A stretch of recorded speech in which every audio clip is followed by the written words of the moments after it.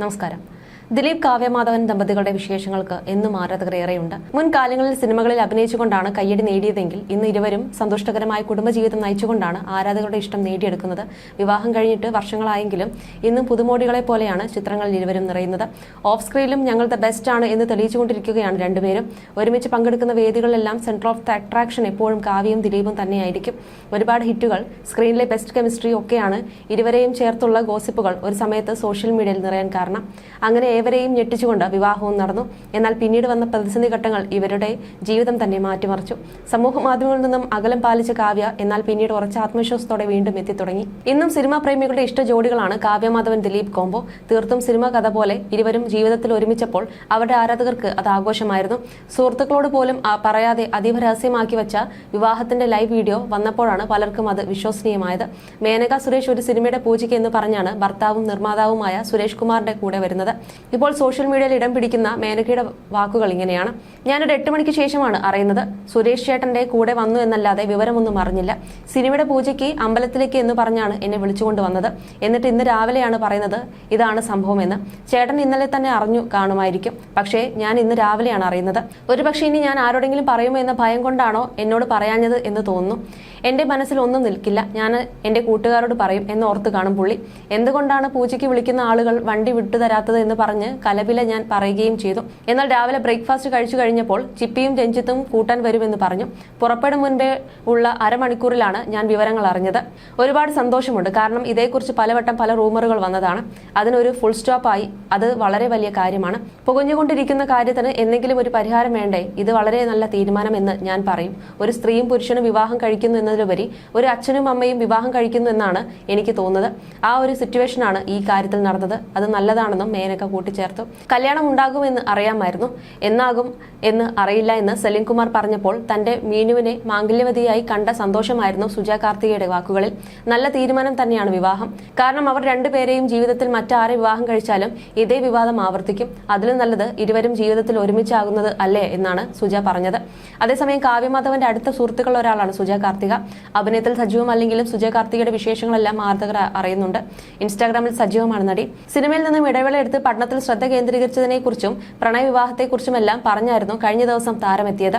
സിനിമയിൽ അഭിനയിക്കുന്നില്ലെങ്കിലും പുതിയ ചിത്രങ്ങളെല്ലാം കാണാറുണ്ടെന്ന് താരം പറയുന്നുണ്ട്. പ്രതിസന്ധി ഘട്ടങ്ങളിൽ താൻ കാവ്യയ്ക്കൊപ്പമായിരുന്നുവെന്ന് നടി പറയുന്നുണ്ട്. മീനു എന്നാണ് ഞങ്ങളെല്ലാം അവളെ വിളിക്കുന്നതെന്നും സുജ കാർത്തിക പറഞ്ഞിരുന്നു. ഒരു പ്രമുഖ മാധ്യമത്തിന് നൽകിയ അഭിമുഖത്തിനിടെയായിരുന്നു സുജ കാർത്തിക കാവ്യമാധവനെ കുറിച്ച് വാചാലിയായത്.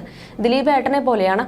അന്നും ഇന്നും എന്നും അങ്ങനെ തന്നെയായിരിക്കുമെന്നും താരം പറയുന്നു. കാവ്യമാധവനും ദിലീപും നായികാനായകന്മാരെത്തിയ റൺവേയിൽ ദിലീപിന്റെ സഹോദരിയെ അവതരിപ്പിച്ചത് സുജ കാർത്തികയായിരുന്നു.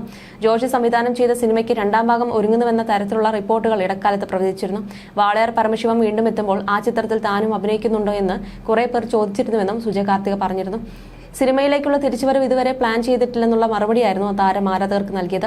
അതേസമയം ദിലീപ്, ജയസൂര്യ, കാവ്യമാധവൻ, കലാഭവൻ മണി, ജയറാം, സലീം കുമാർ ഇവരോടൊപ്പമുള്ള അനുഭവങ്ങളും താരം പങ്കുവയ്ക്കാറുണ്ട്. സീരിയൽ കണ്ടാണ് രാജസേനൻ സാർ എന്നെ തിരഞ്ഞെടുത്തത്. ദിലീപും കാവ്യമാധവനുമായുള്ള സൗഹൃദത്തെക്കുറിച്ചും സുജ കാർത്തിക പറഞ്ഞിരുന്നു. കാവ്യമാധവൻ എന്റെ അടുത്ത കൂട്ടുകാരിയാണ്. പ്രതിസന്ധി ഘട്ടം വന്നപ്പോൾ അവളെ സപ്പോർട്ട് ചെയ്തിരുന്നു. ദിലീപേട്ടൻ എന്റെ ഏട്ടനാണ്. അന്നും ഇന്നും എന്നും അങ്ങനെ തന്നെയായിരിക്കുമെന്നായിരുന്നു സുജ കാർത്തിക പറഞ്ഞത്. ഇവരുടെ ജീവിതത്തിലെ വിശേഷങ്ങളിലും ആഘോഷങ്ങളിലും എല്ലാം സുജ കാർത്തികയും പങ്കെടുത്തിരുന്നു.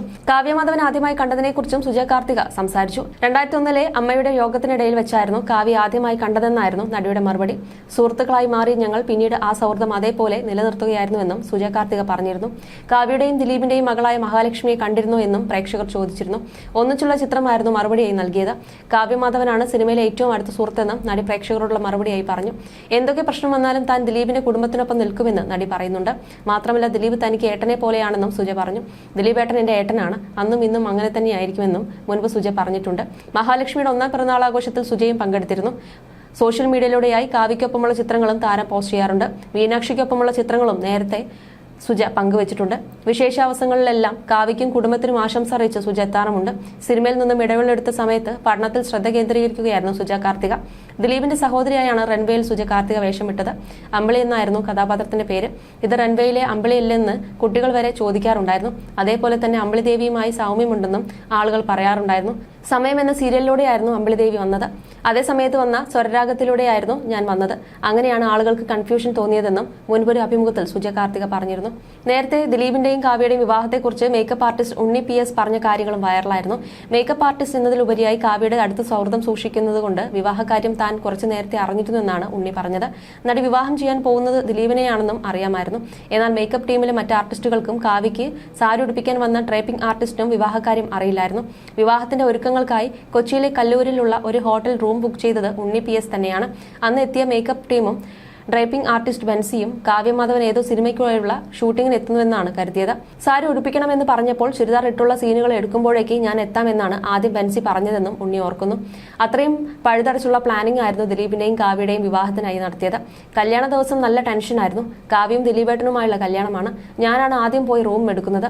എന്റെ സ്റ്റാഫുകൾക്കൊന്നും കല്യാണമാണെന്ന് അറിയില്ലായിരുന്നു. ഷൂട്ടാണെന്നാണ് ഞാൻ പറഞ്ഞത്. കാവ്യയുടെ ബന്ധുക്കൾ പുറത്ത് നിൽക്കുന്നുണ്ട്. അവരെ കണ്ട് സ്റ്റാഫുകൾ വിചാരിച്ചത് ജൂനിയർ ആർട്ടിസ്റ്റുകളാണെന്നാണ്. അടുത്ത മേക്കപ്പ് ഇപ്പോൾ വേണ്ട, മെയിൻ ആർട്ടിസ്റ്റ് ചെയ്തിട്ട് മതിയെന്ന് പറഞ്ഞ് അവരെ പുറത്തേക്ക് നിർത്താൻ നോക്കി. അത് കഴിഞ്ഞ് ദിലീപേട്ടൻ മാലയും ബൊക്കയുമായി വന്നു. അപ്പോൾ ഞാൻ പറയട്ടെ എന്ന് കാവ്യ ചോദിച്ചു. അങ്ങനെ പറഞ്ഞു. എല്ലാവർക്കും ഭയങ്കര ഷോക്കായിരുന്നു അത്. സാരി ഉടുപ്പിക്കാൻ ഇൻഡസ്ട്രിയിലുള്ള ബെൻസി ചേച്ചിയെയാണ് ഏൽപ്പിച്ചിരുന്നത്. ഷൂട്ടാണെന്ന് കരുതി അവർ ആദ്യം സൽവാർ ഇട്ട് ഷൂട്ട് ചെയ്തു. ഉച്ചയാകുമ്പോഴേക്ക് എത്തിക്കോളാം എന്ന് പറഞ്ഞു. പക്ഷേ പുള്ളിക്കാരി വന്നില്ല. പിന്നെയാണ് കല്യാണമാണെന്ന് അവർ അറിയുന്നതെന്നുമാണ് ഒരു അഭിമുഖത്തിൽ സംസാരിക്കവേ ഉണ്ണി PS പറഞ്ഞത്. 2016 നവംബർ 25-നായിരുന്നു കാവ്യയുടെയും ദിലീപിന്റെയും വിവാഹം. വിവാഹത്തിന് ഏതാനും മണിക്കൂറുകൾക്ക് മുന്നേ മാത്രമാണ് വിവാഹിതരാകാൻ പോകുന്നുവെന്ന വിവരം പുറത്തുവന്നത്. ഒന്നിച്ച് അഭിനയിച്ചിരുന്ന കാലം മുതൽ ദിലീപ് കാവ്യ ബന്ധം വലിയ ഗോസിപ്പായി നിലനിന്നിരുന്നെങ്കിലും തീർത്തും അപ്രതീക്ഷിതമായിട്ടായിരുന്നു ഇവരുടെ വിവാഹം. സിനിമയിൽ പ്രേക്ഷകർ കണ്ട അതേ കെമിസ്ട്രി ജീവിതത്തിലും നിലനിർത്തി മുന്നേറുകയാണ് താരങ്ങളിപ്പോൾ. തന്റെ മകൾ മീനാക്ഷിയാണ് തന്നെ വീണ്ടും വിവാഹിതനാവാൻ നിർബന്ധിച്ചതെന്ന് അന്ന് ദിലീപ് വെളിപ്പെടുത്തിയിരുന്നു. എല്ലാ പ്രശ്നങ്ങൾക്കും നടുവിൽ നടനൊപ്പം ഉറച്ചു നിൽക്കുകയായിരുന്നു മകൾ. കാവ്യമാധവനെ കല്യാണം കഴിക്കാൻ അച്ഛനെ ഏറ്റവും നിർബന്ധിച്ചത് താനാണെന്നും ഈ ബന്ധത്തിന് തന്റെ പൂർണ്ണ പിന്തുണ ഉണ്ടെന്നും അന്ന് സ്കൂൾ വിദ്യാർത്ഥിനിയായിരുന്ന മീനാക്ഷി വെളിപ്പെടുത്തിയിരുന്നു. മകളോടൊപ്പം ദിലീപും കാവ്യമാധവനും മാധ്യമങ്ങൾക്ക് മുന്നിൽ പോസ്റ്റ് ചെയ്യുകയും ആ ചിത്രങ്ങൾ അന്ന് വൈറലാവുകയും ചെയ്തിരുന്നു.